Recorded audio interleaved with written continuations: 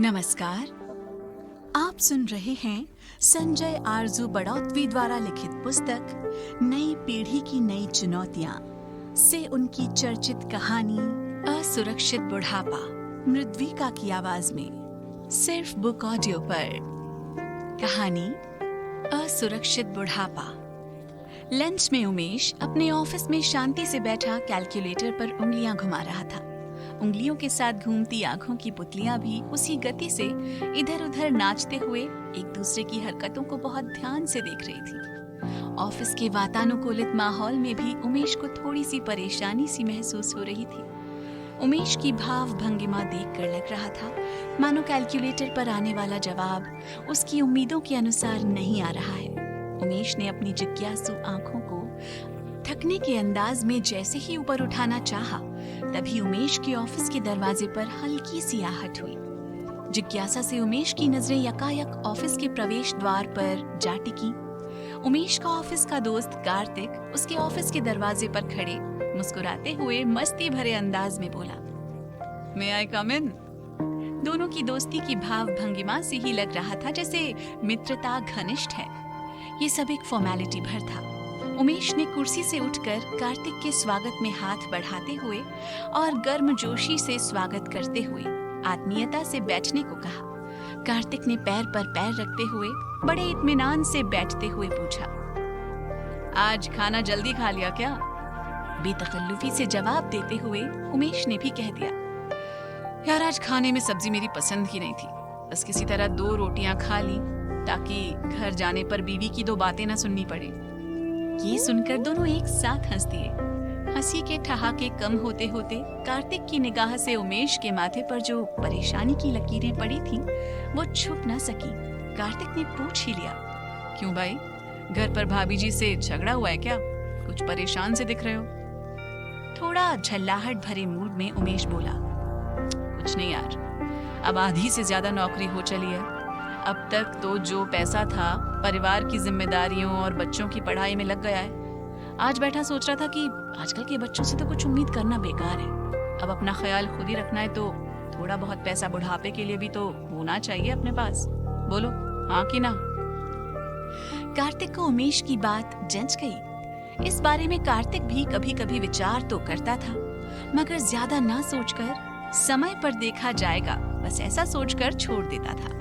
उमेश की बातों में कार्तिक को दम लगा और उसने उमेश से जिज्ञासावश पूछ ही लिया, देख भाई, हम दोनों की एक जैसी हालत है, तू ही बता दे अपने बुढ़ापे को सुरक्षित करने के लिए क्या करना पड़ेगा।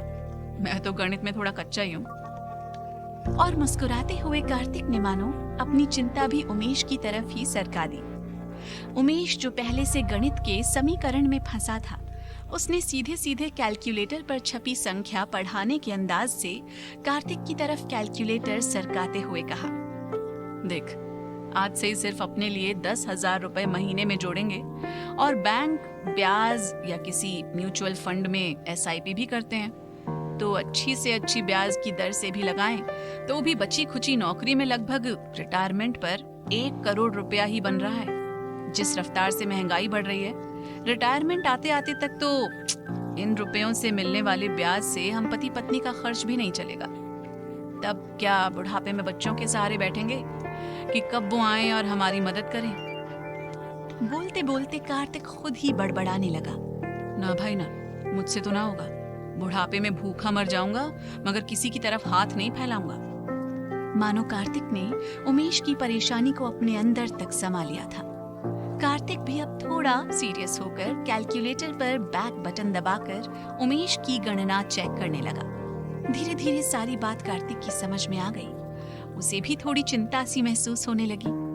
नजर उठाते हुए कार्तिक बोला, यार बुढ़ापे में तो दवाइयों का खर्च भी खूब बढ़ जाता है। रोज रोज के चेकअप और रोज रोज के इलाज, डॉक्टर की फीस, टेस्ट की फीस, दवाइयाँ और न जाने क्या क्या। दोनों दोस्त कुछ पल चुपचाप बैठे सोचने लगे। तभी कार्तिक ने जिज्ञासावश पूछा, अच्छा कितना पैसा अपने पास हो तो ठीक रहेगा और बुढ़ापे की चिंता नहीं रहेगी? उमेश ने कैलकुलेटर अपनी तरफ खींचते हुए कार्तिक को समझाने के अंदाज में कहा, देख, पहले आज के खर्चों की लिस्ट बनाते हैं। ये देख, मेरे हिसाब से आजकल हमारे कम से कम ये खर्चे। और उमेश ने खर्चों की एक लिस्ट का कागज कार्तिक की तरफ सरका दिया, जिसमें काम वाली बाई, सोसाइटी का महीने का खर्च, दूध, कपड़े, इंश्योरेंस, कार, पेट्रोल और न जाने क्या क्या सब लिखा था।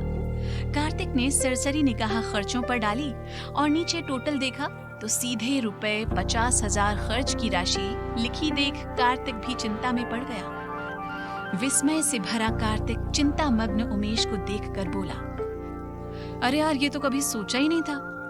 फिर दोनों ने लगभग आधे घंटे तक अपनी सेविंग्स, पीएफ, ब्याज दरों, महंगाई की दर और न जाने क्या क्या तथ्यों को ध्यान में रख आखिर में कैलकुलेटर पर एक वांछित राशि निकाल ही ली। लो, इसका मतलब बुढ़ापे में अगर बच्चों पर निर्भर नहीं रहना है तो हमें अपने लिए कम से कम 2 करोड़ रुपए तो बुढ़ापे में चाहिए ही चाहिए, तब जाकर हमारा बुढ़ापा सुरक्षित होगा।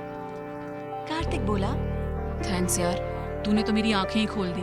अब इसका मतलब है कि हमें 18,000 रुपए हर माह सिर्फ अपना बुढ़ापा सुरक्षित करने के लिए ही बचाने होंगे। तभी उमेश को अधिकारी ने तलब कर बुला लिया और दोनों इस संतुष्टि के साथ उठ खड़े हुए कि चलो आज कुछ बुढ़ापे की प्लानिंग तो हुई। जिस पर अपने बुढ़ापे को सुरक्षित करने के लिए एक जरूरी निर्णय लेने का मन बनाते हुए दोनों दोस्तों ने विदा ली। ऑफिस में उमेश को पत्नी का फोन आया कि जल्दी ही छोटे बच्चे का जन्मदिन आने वाला है, इसलिए बाजार से सामान और कपड़ों की खरीदारी करने जाना है। शाम को उमेश और उसकी पत्नी मीना बाजार में सामान खरीद कर ज्यों ही गाड़ी के पास पहुंचे, एक बूढ़ा सा आदमी उनके पास पहुंचा। चेहरे से मजबूर से दिखने वाले उस बुजुर्ग ने उमेश और मीना की तरफ देखा तो अचानक उमेश की आंख भी उस बुजुर्ग पर जा टिकी। वो थोड़ा मजबूर सा दिख रहा था और उन दोनों से कुछ कहना भी चाह रहा था, मगर संकोच भी कर रहा था। उमेश, जो आज थोड़ा अपने बुढ़ापे की सुरक्षा को लेकर चिंतित सा दिख रहा था, उसने उस बुजुर्ग को पास बुलाकर पूछ ही लिया, क्यों दादा, क्या हुआ? आप कुछ कहना चाहते हो क्या? तब तक मीना भी कार में खरीदा हुआ सामान रखकर उमेश के पास आ खड़ी हुई। उस बुजुर्ग ने सकुचाते हुए कहा, साहब, मुझे मेरे बेटों ने घर से निकाल दिया है। अब शाम हो चली है, रात गुजारने का ठिकाना तो मैं कहीं भी ढूंढ ही लूंगा। बस आज शाम की भूख का इंतजाम हो जाए, सुबह तो मैं सब ठीक कर लूंगा। उसकी आंखों में ये शब्द कहते कहते आत्मविश्वास की चमक झलकने लगी। बुजुर्ग की बात उमेश ध्यान से सुन रहा था। उसने उस बुजुर्ग के दया भाव भरे चेहरे पर आत्मविश्वास भरी चमकती आंखों जैसा बदलाव एक साथ होते देखा। उमेश ने अपनी बाईं जेब में हाथ डालते हुए उस बुजुर्ग से पूछ लिया, मानो उस बुजुर्ग की बातों में वो अपने प्रश्न का उत्तर ढूंढ रहा था। क्यों बाबा, जब बच्चों ने तुम्हें घर से निकाल दिया, फिर भी तुम कल से कब कैसे ठीक कर लोगे, वो भी एक ही दिन में? उस बुजुर्ग की आंखों में प्रश्न का उत्तर देते देते जोश भर आया। उसने मुट्ठी बंद कर हवा में मुट्ठी लहराते हुए कहा, मेरे हाथ पैर अभी चलते हैं बेटा, मैं रोज मजदूरी करूंगा। हाँ, मेरी उम्र के हिसाब से मुझे थोड़ा पैसा कम मिलेगा, मगर मेरा खर्च भी तो अब कुछ नहीं रहा। देखना, 2 साल में इसी शहर में एक और झोपड़ी खरीद लूंगा। तब तक उमेश उसके हाथ में एक 100 रुपए का नोट रख चुका था। 100 रुपए के नोट को वापस करते हुए उस बुजुर्ग ने कहा, नहीं साहब, मुझे सिर्फ 20 रुपए ही चाहिए, वो भी शाम के खाने के लिए। आप मुझे सिर्फ 20 रुपए ही दीजिए। आपकी बहुत बहुत मेहरबानी, जो आपने बिना कहे मेरा दर्द समझा। उमेश ने अपनी पैंट की जेब से 20 का एक नोट निकालकर उस बुजुर्ग के हाथ पर रख दिया। बुजुर्ग उसे आशीष देता हुआ वहां से जोश भरे कदमों के संग निकल गया। उमेश और मीना एक दूसरे को देख रहे थे। सुबह से सुरक्षित बुढ़ापे की चिंता में डूबे उमेश को अपना उत्तर मिल चुका था। कार चलाते चलाते उमेश मन ही मन खुश था। उसे सुरक्षित बुढ़ापे का मूल मंत्र जो मिल गया था, उसे पता चल चुका था, सुरक्षित बुढ़ापा भारी रकम से नहीं, बल्कि कर्मठता और आत्मविश्वास से होगा। उसकी आंखें चमक उठी थी। उसने खुशी से झूमते हुए मीना से कहा, मीना, अब मेरा मन बहुत हल्का सा महसूस कर रहा है, क्यों ना इसी खुशी में गोलगप्पे खाए जाएं? मीना ने उमेश की आंखों में आंखें डालकर देखा। उमेश की आंखें आत्मविश्वास से चमक रही थी। मीना ने आंखें मटकाकर मानो उमेश की इच्छा में अपनी सहमति दे दी थी। उमेश भी मन ही मन उस बुजुर्ग को धन्यवाद करता रहा, जिसने उसे आत्मविश्वास का मूल मंत्र देकर उसका बुढ़ापा हमेशा के लिए सुरक्षित कर दिया था। आप सुन रहे थे संजय आरजू बड़ौत्वी द्वारा लिखित कहानी असुरक्षित बुढ़ापा। आपको कैसी लगी कमेंट में जरूर बताएं या हमें लिखें sanjayarzu@gmail.com पर।